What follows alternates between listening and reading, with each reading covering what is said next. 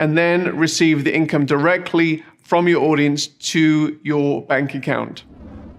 The next question is, when should I open registration?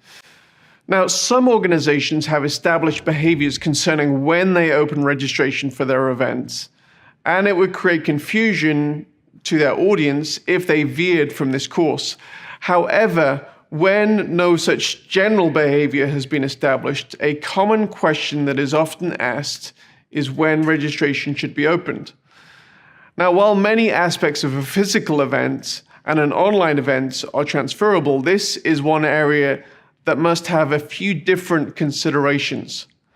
An in-person event will often require the audience to take time off work, or at least their day-to-day schedule if it's an internal organizational event.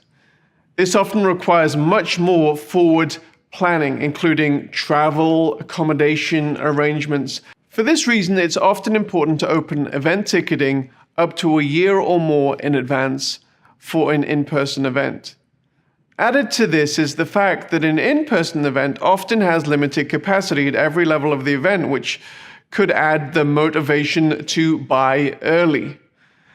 Now, an online event does not invade as much of the day-to-day schedule of an audience, a fact that must be considered when creating the event schedule if it's entirely online. And therefore, opening up the registration closer to the event and building a clear communication plan from the start of the registration to the end of the event and beyond is something that should be considered. For hybrid events, you may even consider opening up the online portion of the registration later than the in-person portion. While you can still utilize early bird pricing in online events have no real space limitations for the size of an audience. While you can utilize early bird pricing in online events really have no space limitations for the size of the audience. This doesn't mean that an event should have an unlimited registration. Unique limited experiences based on human limitations of breakout watch parties or VIP one-on-one consultations may create that exclusivity that is often a big selling point for an in-person event. So that's pretty much all there is for this section. So let's go through our checklist.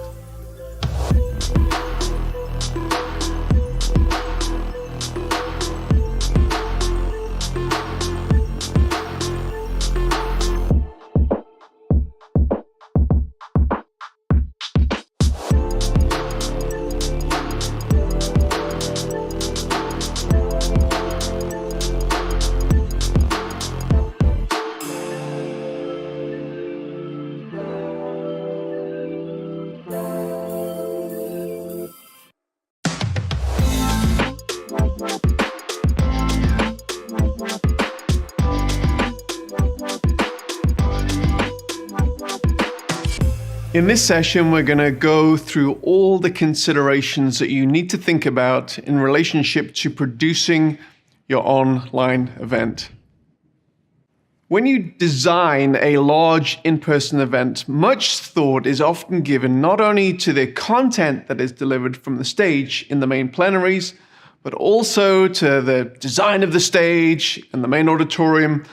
Also critical is the decor, flow, and hospitality from registration through the main sessions, the breakout seminars, the layout and the movement flow of attendees moving from main session to the exhibition hall, let's say, and finally, the time and the spacing between sessions. All of this process, along with thousands of other considerations unique to your organization, takes time and consideration.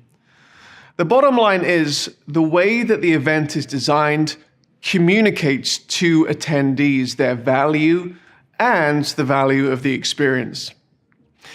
Design gives us the opportunity and the ability to create the correct emotion and feeling needed to highlight the importance of the content that is being communicated in your event.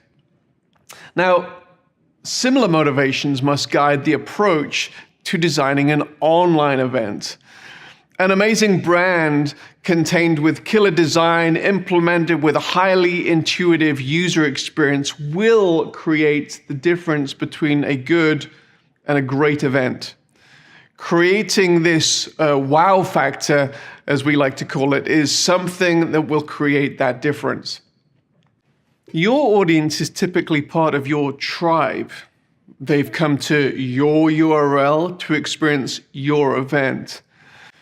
Now, while your audience could experience your broadcast within the context of a social media platform or even a cookie cutter platform, in such scenarios, often the platform itself becomes a dominant part of the experience.